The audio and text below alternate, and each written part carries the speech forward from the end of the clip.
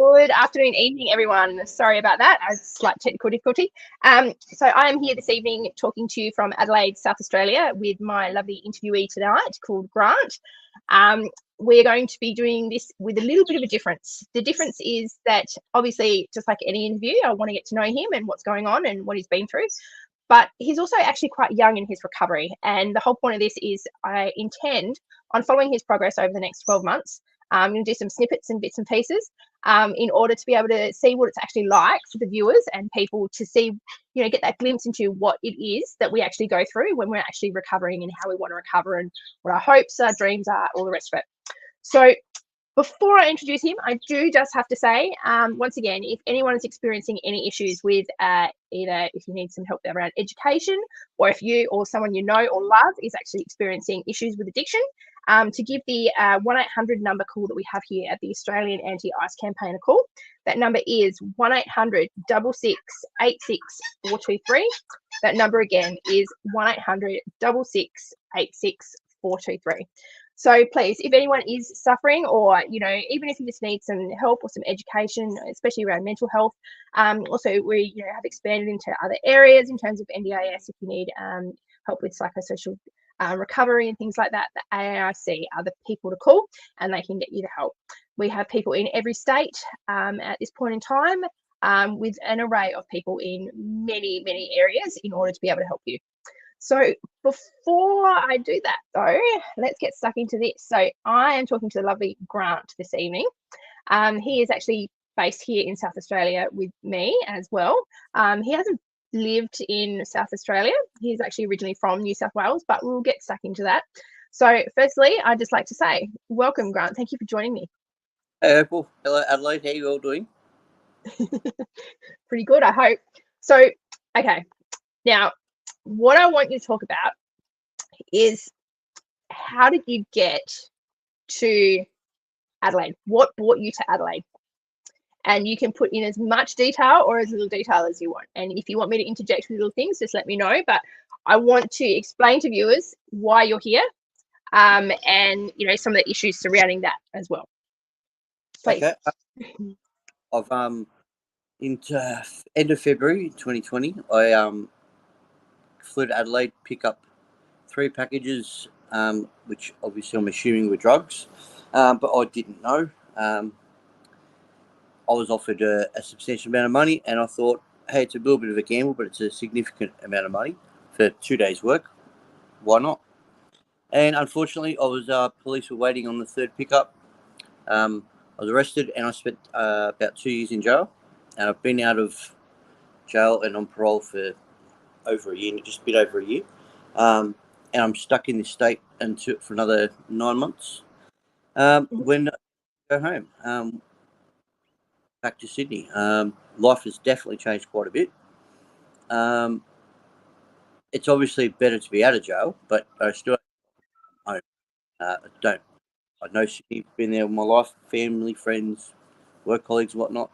So yeah, anytime that someone talks about an area that's not within 3 kilometre radius of me, I look at Google Maps to figure out where I am and am I on the right bus and am I going in the right direction. So I mean, yeah, it's definitely better than jail, but it's not home for me. Yeah. So with that then, what was your life like before you came here? Obviously, my guess is and inclination is that you might have been somewhere within drug world in the sense of perhaps at least using etc. But I mean, what was it that you decided that you would do that? Obviously there was stuff going on for you. How entrenched were you in actual that sector of life? Okay, so I owned a brothel in Sydney, in Bondi. Lived in Bondi as well. Had quite a good life. So I'd wanted to do for 20 plus years.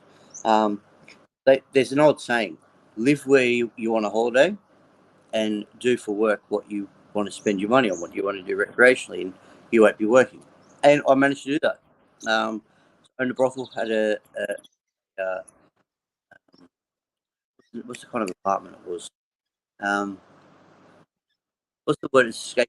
The top level of an apartment building. What do they usually call it? We call them penthouses over here. Yep. It's the sub penthouse apartment. Had my boy, my dog. Love of my life, that boy. And life was very good, earning good money. And obviously, being a brothel owner, had a fantastic lifestyle in a lot of sense. It obviously owning any kind of business is a lot of work involved.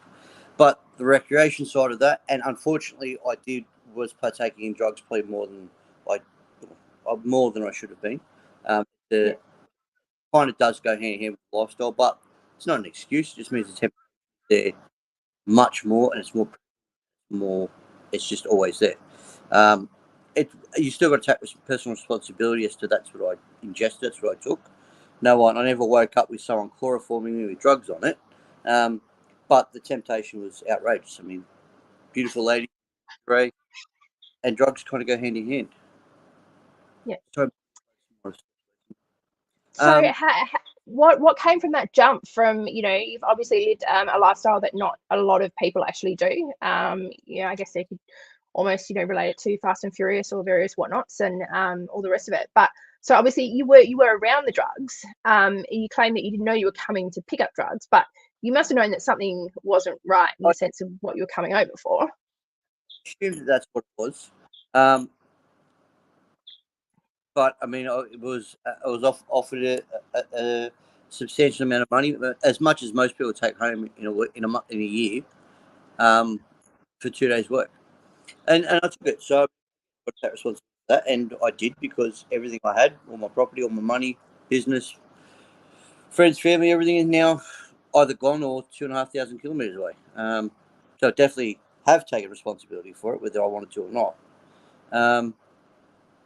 But I mean, look, at the end of the day, if you take a gamble, you've got to take risk versus reward, And I did that, and it didn't turn out the way I wanted it to. That's the way it is. My personal drug consumption was cocaine. And I did that. I might be on it a bit too much for a few days. I'll be off for a week. Unfortunately, some of the girls liked the drug called juice, and I'd have that a little bit. That's not a healthy thing to have regularly. And probably maybe 5 times I did take ice in the 12 months before I was incarcerated. Maybe 6 times. It was very infrequent. And yeah, at the end of the day, it's on it, and I think, I had good times, but it probably did take my focus off my work. I wasn't logging in and doing as many advertisements, or my phone might be off for an hour and a half into the day, where it should have been on at 10 a.m., not into 11:30 a.m. And every now and then, little into what you should be doing. If you're not on time every time, it does have an effect for sure. To go away for 2 days and make tens and tens of thousands of dollars in cash, and took the risk and paid the price. And then COVID, and it probably closed my business down anyway. So. Very true. Very true. I mean, all things happen for a reason, and we don't always know what they are, but hopefully they are to bring us back to, where we need to be in life, isn't it? This is true. But as long as you put your hand done, whether it's good, bad, or indifferent, I'm a big believer in personal responsibility. No one is force-fed food or force-fed smoking or drinking or drugs. And so you, at some point, you have to say, hey, I consumed that, I took that, I bought that, I did it by free will. Never heard of a drug dealer that runs around your house with a gun saying, you must buy these drugs off me. It doesn't work like that. No. So, whether it's recovery, responsible, that's the first thing I think that you need to put your hand up for. Why you then get a counsellor or read a self-help book and do a deep dive on your own emotions and where you're going. And I do that, and that's why I can go for periods where I'm off. And then, hey, it's a good time happening over there. And I'm on for another week or two, and then I'm off for 7 weeks or so. So you're still struggling with that, obviously, at the moment, and it's why I want to follow you and, get through this journey with you. So, after parole, finally allowed to go back to Sydney. Family. I've got 3 nephews that were born the last couple of years that I haven't met. and I went back a day before Christmas.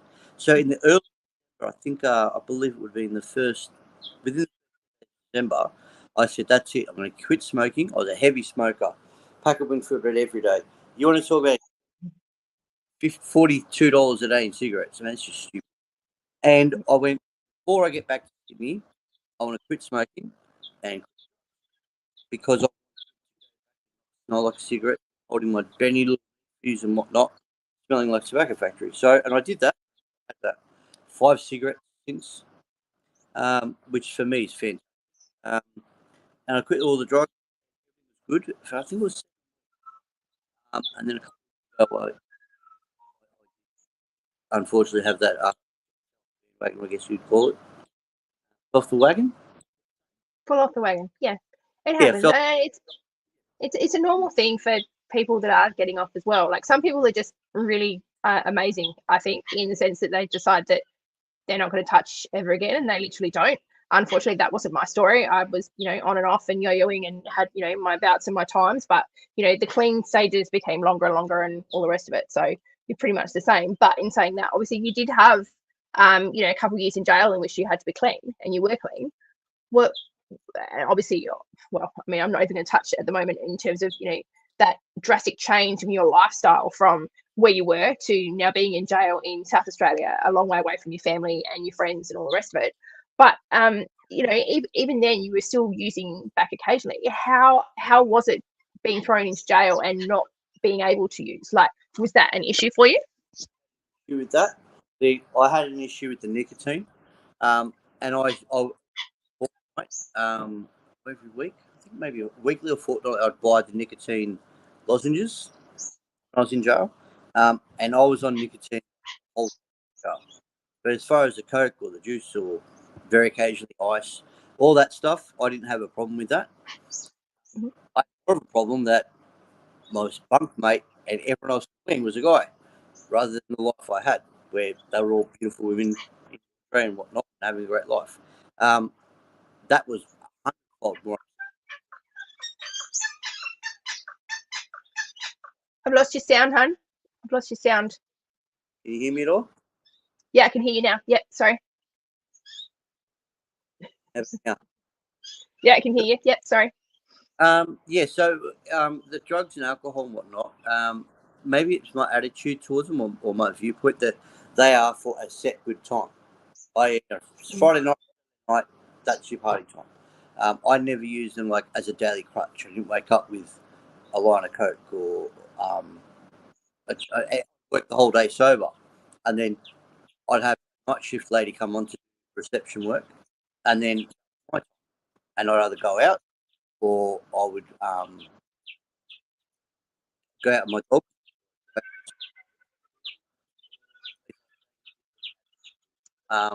Can't, Yep. I can't hear you again. I don't know why. I don't. I can hear you fine. Can you only hear? I can hear you now. Yep. You know what? It does. The earpods.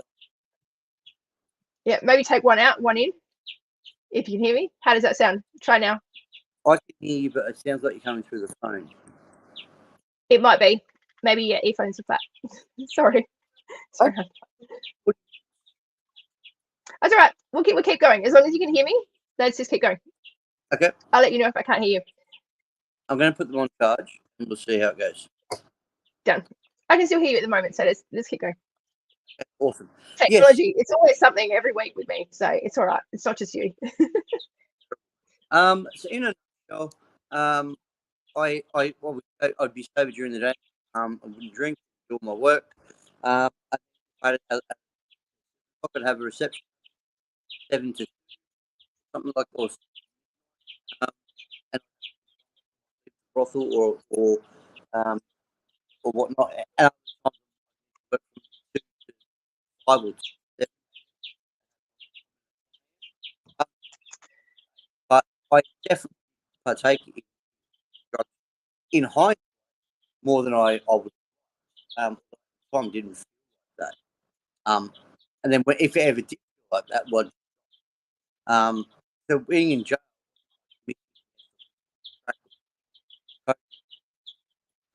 I'm having trouble hearing you again. I know it's frustrating. Can, if you come closer to maybe your camera, maybe that would help. I'm sorry. My nose will be on it in a minute. That's all right. I'll give you my nose. How does that sound? To make you feel better? It just keeps cutting out, so I'm not quite sure what it is. Yeah. We were crystal clear when we were getting ready for the interview, but now it's just a little bit. Yeah, it's annoying.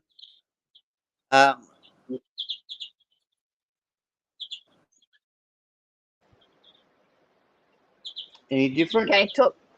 Yes, it is different now. Okay. Shoot. Okay. Thank so, you. Yep, you're right. In a nutshell, I didn't have any withdrawals in jail on about the drugs or anything like that. At all. Like no physical, no mental. Mentally, for me, it was I'm now living in a concrete box with 40 blokes or 60 blokes compared to the life I did have.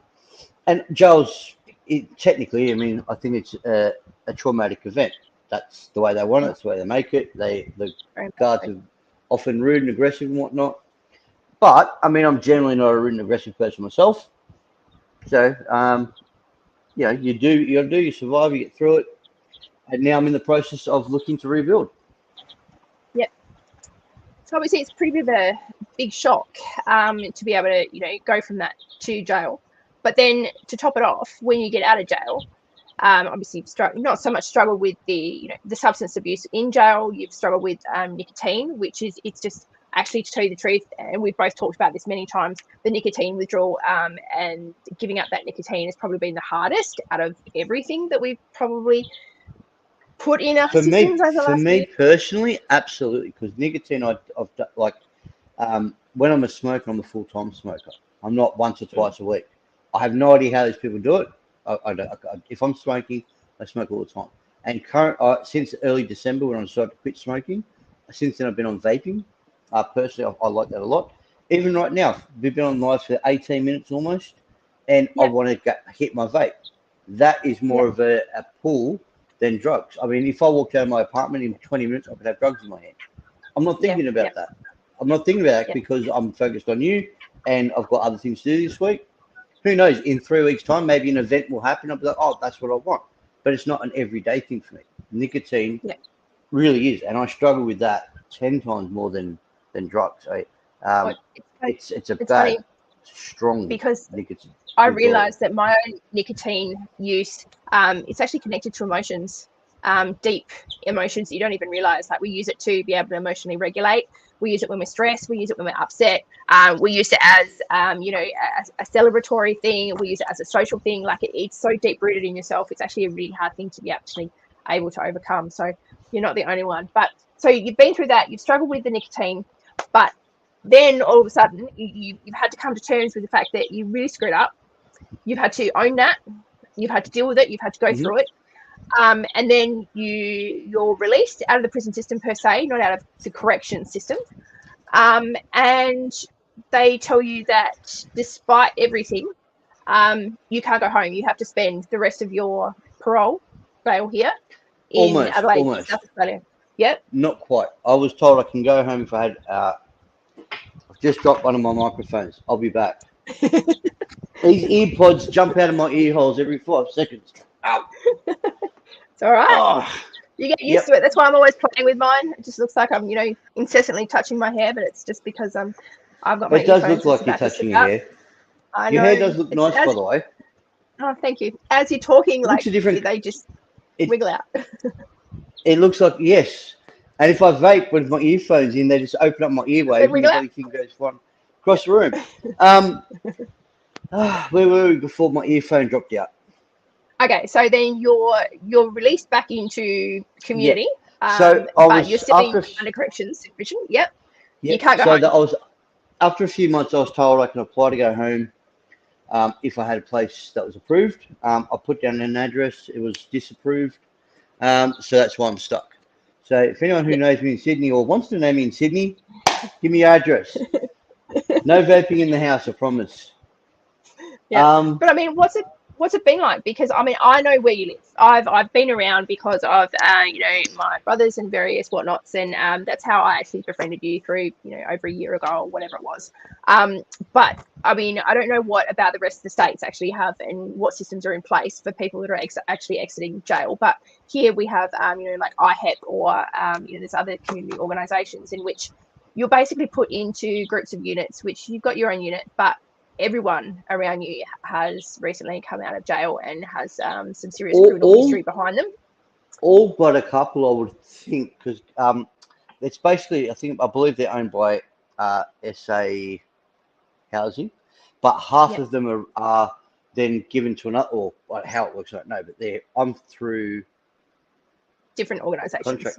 Yeah, different organisation. And yeah, I think maybe half of them might have been in or out of corrections. Not 100% sure. I know a couple of people haven't been. But at the end of the day, it's also 1.2 kilometre walk from the city. At the back, there's some lovely gardens. If you choose to go out there and walk around, it's quite nice. I can't imagine, but in Sydney, them giving me a place at 1 kilometre walk from the city, they charge $1,000 a week rent. I mean, so, there are some payoffs, but I mean, at the same point in time, the situation, temptation. What the problem what is? You've been surrounded by has been an issue for you. That's the problem. Yeah. So that's the issue. But again, I've got to take responsibility that. Again, no one's knocked down my door saying buy these drugs. I've been tempted, and it's available. And I'm lonely. I don't know anyone in this state. I haven't got any of my 15 girlfriends walking around. But I still take personal responsibility. At some point, I've had to put my hand up. I've chosen to do that. But yes, the temptation is around more than I'd like. But I've got an apartment 1.5 kilometres from the city. I've got to try to look at the positives. It's employment for me is probably my biggest goal and the biggest thing that is an obstacle, because I'd be working 8-10 hours a day, including travel, earning money, and I feel like I'm achieving something. I haven't done any work since December. November and December I had some work, doing some labouring, and that's something that I do struggle with. I don't know about if it's because of this state or if it's just sign of the times. Before I went to jail, I was 42, 41 and a half, 42 when I went to jail. One time in Sydney was I asked if I'd been to jail, had a criminal record. On any job I've been to, I've once filled out a form for police check. I've come out of jail in this state, and half of the driving jobs that I apply for, it asks me, have I got a police criminal check or can I fill one out for the job? 50%. So and as soon as that happens, you're a no-go. They're not going to take you over the next guy, identical to you, who hasn't got a police record. Yeah. I think it is a major issue, and it's something I've touched on in interviews before, purely because of the struggles that many people that have been around drugs, they've got major gaps in their employment because either they were involved in the production and distribution of the drug, or they've been in and out of jail, so there's large gaps, and no one is willing to give us a go. Let's face it. So I mean, you coming from someone that you owned your own business and people would have just thrown work at you, regardless, not necessarily in the same but it means you've got realm, but skill sets, etc. But whereas now, and a discipline. And whereas now you can't even get into packing some boxes or something purely because it's extremely hard. And even on a professional level, I've got a doctor that I've just seen last probably 2 months, and I asked him for actually I hurt my back. The Guns N' Roses concert was on in November. I pulled the stage down afterwards. Fantastic, great job, great pay, great group of people. But I wrenched my back a little bit, which you're going to do if you're working 16 hours. A couple of days later, I couldn't get off the couch, got to the doctors, asked him for Panadine foot. Yep, no problem, boom. And then asked him for something else, and I said, I'm on parole. I'll take this, and I'll show it to my parole officer. I'll ask him how it works. Does he give me a letter, or do I just take a photo, or do I take the script in to show the parole officer? As soon as I told him I'm on parole, immediately he accused me of being a script chaser. He knows what I'm doing with these tablets. He knows how much money I'll get for them. And I was in shock. I'm like, what? Like, I said, the last time I've had pain in any foot was 5 years ago for tonsillitis. So it's really a national database. Have a look at it. And his attitude turned, and he was just rude and mean and whatnot. And actually, one of the biggest supports I have in this state and in life is my ORS worker. What the acronym stands for, I don't know.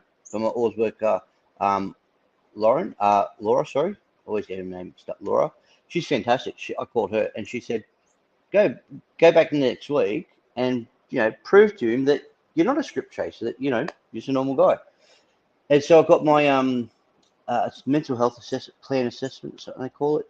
I got that transfer from another doctor to him, and so I'm in the process of that. But yeah, on any level, once you've been put in the realm of whether it's to do with drugs or prison system or whatever, and let's face it, every single person who watches this is one mistake away from going to jail. Drink and drive, have an accident, hurt someone, you're going to jail. Yep. And it's something that almost everyone has done. I haven't drunk and drive since I was 18 or 19. And I never did it really drunk, but I definitely would have had 4 or 5 drinks at the pub and driven home. And when I was about 18, 19, I went, this is effing stupid. Like, it's a possibility of an accident, even if it's not my fault. Guy comes out of nowhere, boom. You're going to go. Be screwed. Yep. So I basically avoided that behaviour. And I think it's very smart to do, because it is something that can happen to anybody. And in jail, I met several people who spending between 4 years, a decade, and 2 decades, 3 decades in jail for drunk or under the influence of drugs or alcohol. But yeah, as soon as they find out, whether it's a job interview, a doctor, anybody, it is a stigma put to it. But what I find is that a lot of people met in jail were repeat offenders, and that was their lifestyle. But there were every now and then you bump into someone who was just completely, it was a one-night mistake, whatever it was. And it's like, wow, that mistake happens to a lot of people, but not everyone's caught for it. So everybody, like, instead of looking down on people who've been in jail, go, hey, but for the grace of God, go I, because everyone is capable, or if they're put in the same situation, will probably respond the same way. Yep. So you'd say the biggest thing coming out the other side and, trying to get your life back together, figuring out where you're going, all that sort of stuff, the biggest thing has been that stigmatization in terms of how you're now viewed, the way you're now treated because you've actually been through the prison system. And would you say that as a result of that as well, you have limited choices and options based on, those decisions that you make? Yeah. Absolutely. Yep. There is absolutely, without question, that is a factor, quite a large factor. But it's how do you respond to that? So the way I've responded to it is I'm now enrolled, as of a couple of days ago, into a business course. I'm starting a business course in next month. Thank you. Congratulations. It's fantastic. I'm really looking forward to it. I've been wanting to open my own business since I got out. Actually, I love dogs more than almost any person, and almost any dog more than almost any person. Like, it's seriously, if it's between a dog and a human getting run over by a bus, that human is going to start praying, because I'm saving the freaking dog at all costs. So I want to start a dog walking business. Live near the city, so looking at putting out some brochures and spreading them around and getting that off the ground, because that'll be good for my soul and my heart, as well as earning a bit of money. And this business course I'm doing is basically helping support whatever business you want to do, and they will help support guide to get you up to where you want to go. So that I'm really, really keen on. And again, I'll be able to put my energy into that. Like, when I'm working, even if it's just a day's labour, I feel fantastic when I leave. I'm tired, I'm sore, but it's like I've achieved something. So I've done something for 8 hours. I feel like I'm contributing, and I've got something for my effort. 15 days of sitting in your apartment not doing anything, it's like, it does feel like you're not in jail, but you're kind of I'm not allowed to move on. So when I get back to Sydney, I'm going to change my full name, change everything, and See how that goes. But Well, you yeah, got a few months here. You got a few months here yet. yeah, about 8-9 months I'll be here. Yeah. And who You know knows? what I do without your calls regularly? I mean, let's face it. I know. Well, hey, we can still video call. But to be honest with you, like, there's not a huge amount of things for me back in Sydney because it's been 3.5 years or so, and life moves Your on. life has changed So too. yeah, so I don't know. Not 100% sure that's like. It's more like I'll have the ability to go back, but whether I build a better life here, I don't know. I just know that if I'm hanging around the same people, doing the same things, falling into drugs every now and then, life's not going to move forward. And I want to have gainful employment or own my own business.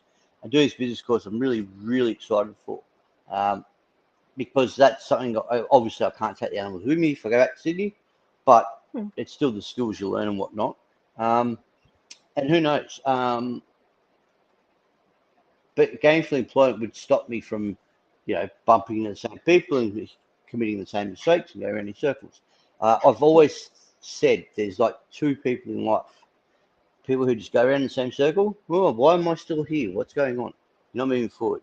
And people who go in a straight line. Unfortunately, I kind of do these ones, and I'm like, I'm a little fish swimming up the stream, but I don't go full circle. Like, very rarely will you see me in the same spot I was last month or whatever. Because if I recognise there's an issue, I'll make some work on it. Not 100% accurate all the time, but yeah, you've got to put in effort and have a goal. This business course for me is my number one. And a good friend who's not too far from me now sent me a link to in aid of this business course to get some laptop. So the thing is, there is government support. There is, whether they're Christian groups or Vinnies. There are like my Oars work at the moment. She's fantastic. I wouldn't be on where I am now without her, or actually my corrections officer. He's truly quite good as well. So I appreciate all his work. But you've got to put in the work, because no one's going to sit there and constantly, while you're effing up 5 weeks in a row, and say, well, nothing's changed. What are you doing? As long as you're making ground, you're working towards something, you've got a good attitude. You make a mistake, those people are going to be all right and help you up a little bit, and then you keep moving forward. I mean, it's doable. If you got sober, other people have gotten sober, I will get sober. Whether the drugs will last in the last week, the last ones I ever have, or what, I don't know. Certainly not promising anything, but I'm trying to go into it with a good attitude, because I think that's a lot of it to do with it. One thing I have seen within you yourself in the last 12 months is just that change. I mean, I've seen you when you spiraled a little bit and whatnot, but just that you're clean, and you're distancing of all of those measures that are only going to take you to downward spirals and dead ends. You've slowly been working your way through, and you've cut off. And I understand that it's hard too, because you get thrown out on parole here in South Australia. You don't know anyone. You've got no family, all the rest of it. The only people that you do actually know is either the ones you just come out with, or that they're introducing you to. So that whole socio-economic thing is, and it's really difficult to deal with. And then coupled with the fact of where you're actually placed, even though it is a fantastic place, you're close to the city, all the rest of it, you're still surrounded by the people that don't necessarily want all the same things that you want. And I've seen that struggle in yourself. So to be able to see you get to this point, and we've been talking about you probably starting a business and figuring out what you wanted to do and where you wanted to go for a while now, but you've kind of been stuck too. And I think you also just kind of hoping that it would all just be over, and that you'll be able to go home, and hopefully when you get home you'll just kind of figure it all out. But you realize that even though it's getting so much closer now, it's still 8-9 months away, and you've actually got the opportunity that you can actually do something now rather than waiting for 8 or 9 months time. And that's what I really like. For a lot of the time I was like, bugger it, these a-holes aren't going to let me go home. Well, stuff it. I'm just going to sit here. I'm going to be on a 15-month vacation, do nothing. At the end of the day, it's only me I'm hurting. I'm the only one who's not earning the money. Only one who's in a sense going around in circles. And I think this business course is something that's really helped inspire me and going that in a better direction. I'm really looking forward to that. Because yeah, you do need a goal and you need to be working towards it. And it doesn't matter if it's carving wood models or what it is you're doing, going for a walk or an exercise, you go to the gym or doing CrossFit in the park, whatever you do. There's got to be something. We all know older people who are retired. There's two types: people get up, keep going, go golfing, do stuff, and people who sit there at their house doing nothing. And within 5 years, they've got massive lock screen doors. They've got roller shutters. They've got the new latest thing on their roof. Which one are you going to be? Unfortunately, I personally find with ice, I think about it as a social thing. Actually, I think about it as a way to enhance a good time. But 8, 9 times out of 10, I end up sitting freaking apart for 10, 12 hours by myself. Either because all the plans fell through, that happens too often. No one wants to go putt golf or go karting, or not that I do that high, but the social aspect where it just seemed like an introvert drug. People take it and then they're just going to go out and sit in their house, do nothing, sit on their phone or computer. It's not really a social thing, so it's not what I'm looking for. No, so yeah, that's drugs in a nutshell. Generally, most of it. No, I found that cocaine's not. I just think I believe it's ice a little bit specific. It's more of an introvert thing. It's not what I'm after anyway. Where I'm after a social outing. But as you mentioned, a lot of people I'm in contact with, whether it's from jail, or 5 people from jail, then it means you introduce 5 other people or you live around. So yeah, maybe my time and money is better spent somewhere else. Who knows? Yeah. Well, I'm just looking forward to what you're actually going to achieve in the next 12 months, and looking forward to getting behind you and getting other people behind you. Because you've always been behind me, Opal. You're one of my biggest supporters. I know. Not in this state anywhere. We have many a fun conversation. Your business is taken up. I'm about as proud of you as I am of anybody in my life. What you've done in the last 7 to 9 months, I'd say. Maybe 9 months. I'd say you since you've been down the track. You've been a TAFE. You've done a few courses, and I'm sure you've done a couple of courses I don't really know about because you're so busy now. Yeah.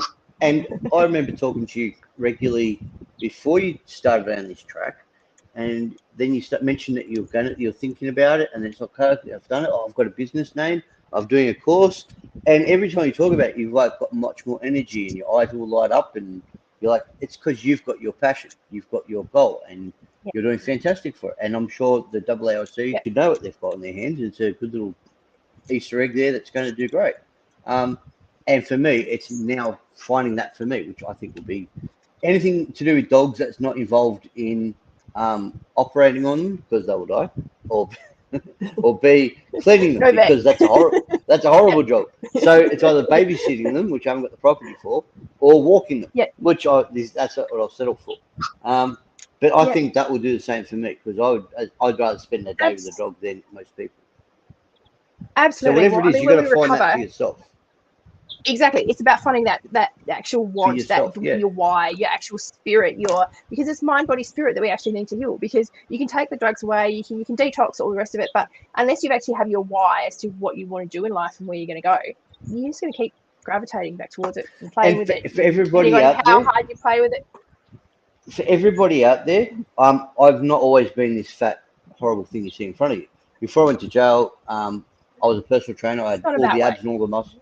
All the abs and all the muscles, and you can actually get your serotonin, melatonin, and all the other tonins that you get from drugs from exercise. Whether it's running up and down a hill for 20 minutes, whether it's brisk walking, whether it's CrossFit, training the gym, whatever you're doing, 20 to 40 minutes of that. Within 3 weeks, your serotonin, melatonin, and all the other tonins transfer from the drugs to that. And that's another thing. So 2 things that I want to do is get in gainful employment and start training. My mental health is, I feel that it's a freaking brick wall in front of me. And I haven't been able to push through it or get under it, get over it, get around it. But it's something I still chip away at. Because once you get to that 3-week mark, then that basically, then it very quickly transitions to that's your outlet. And then you automatically start drinking water instead of a litre of Coke. You automatically want to quit smoking. You automatically want to eat healthier. It all comes down to that. So that's what anyone can do, because it doesn't matter how fit you are or what age you are. we can always go for a 20-minute walk. If you can't walk for 20 minutes, you've got bigger problems than worrying about your serotonin. And then from that, finding a hobby, a passion, a sport, finding something that you want to get involved in. So that means I've got 3 weeks and 6 days and 59 minutes before I have to find something for the next month when I have to report in. I've got something ticked off. Every month I'm going to, Jesus, I've got to shut up when I talk to this lady. I'm going to find myself, having 15 different hobbies to make sure I'm ticking them off. But that's a good thing. I find when you're accountable for your actions, even just your day-to-day thing, rather than just from where you've come from, to be able to have that personal accountability. And that point. Oh, I lost my camera. Can you hear me? Oh, the pretty girl's gone. There we go. I'm back. Just be able to see, see that progression, I think is actually really inspiring and actually motivates you to be able to push to where you actually really want to go. And I'm really excited to watch it. I'm excited to see, how, if you do manage to stay clean and if we actually get rid of that whole little yo-yoing, as well as the fact of, how you're going to accomplish business and what you're actually going to do with it. And, you were just talking about fitness then as well. Like, let's get out and you come to some ice baths with me, or let's, get some other people involved and let's get some group fitness going. And that's what it's all about, because it's about supporting a group of people all together that need that support. Yeah, I'm not looking for the ice bath. That's one thing that unfortunately does bloody work, but it's also extremely painful. But yeah, look, Yes. I'm even looking at like joining a Facebook group that bored in Adelaide or something. Something to do. Actually, I was seeing a goal last week, and I said, "Oh, let's go to the zoo." No, it's too expensive. Look out my window and see birds. I'm like, okay, it's missing the point. It's within walking distance where I live. So yeah, that's probably my next big goal. Is a social thing or a somewhat fitness thing. Cause my fitness level is not anywhere near what I'm used to it being. You do realise that is the next component to my own business in terms of creating that social engagement for people. Yeah. Here we go. Ready? Come on. Give us a plug. Give us a plug. No. I'm saying let's put our heads together, because it's all about engaging with other people and getting that social community aspect. Obviously, I've got workshops and all that sort of stuff coming up, but the main thing is to be able to get people in everyday situations out and about and actually doing something, getting off the couch, that have come through addiction, etc., to be able to help with their own mental health and recovery. I've got it. Boot camp. Done. Yeah. I've had 2 different businesses doing boot camps, and I was a personal trainer in a gym.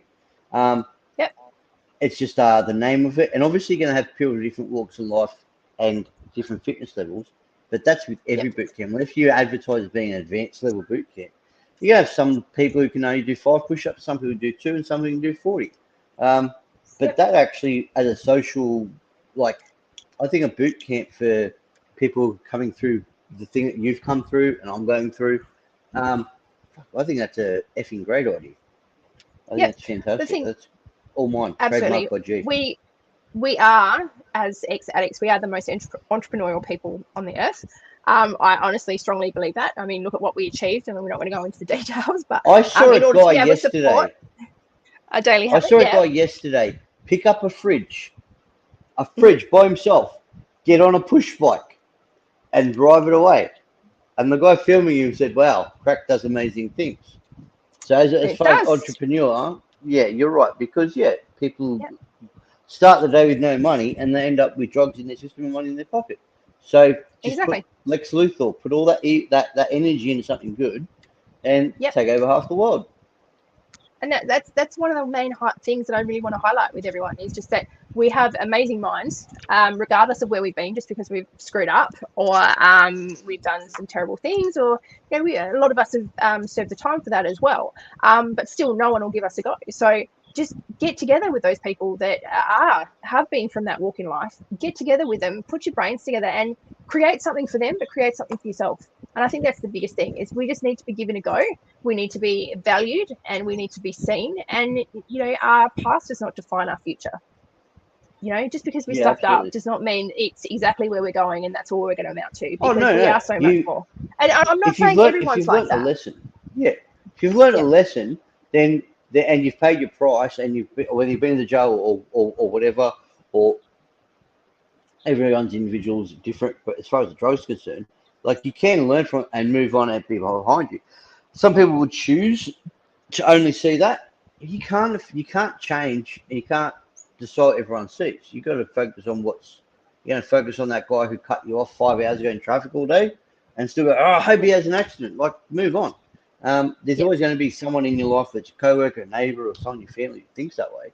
But what you focus on is where you go, and you want to focus like they are, or move forward.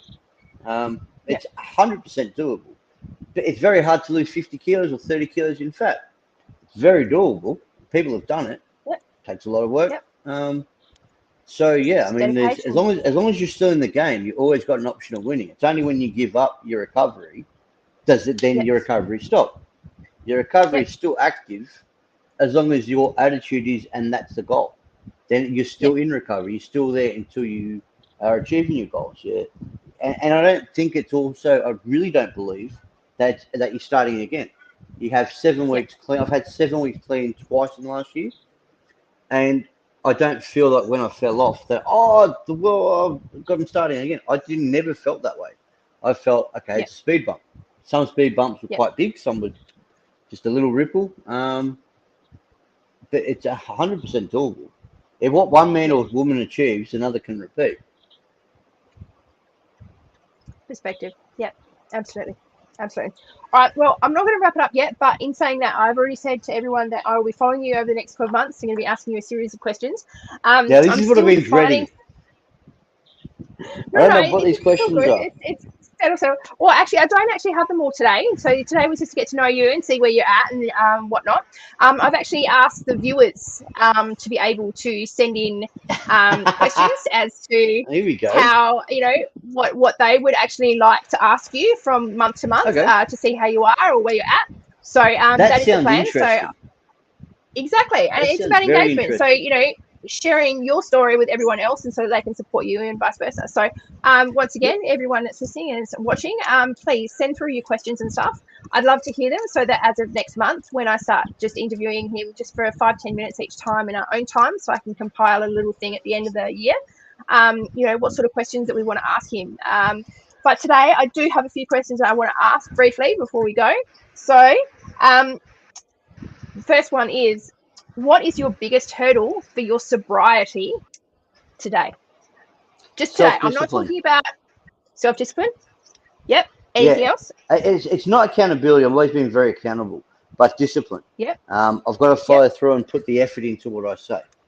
Again, I'm not blaming it on anyone else, because then that is it's their fault that I'm taking the drug. It's not. It's mine. It's my responsibility. So I'd say it's discipline, number one. So here's my next question, because what we do at the AIC and what we try to do is to be able to be a buddy and to be able to help people that are going through addiction, etc.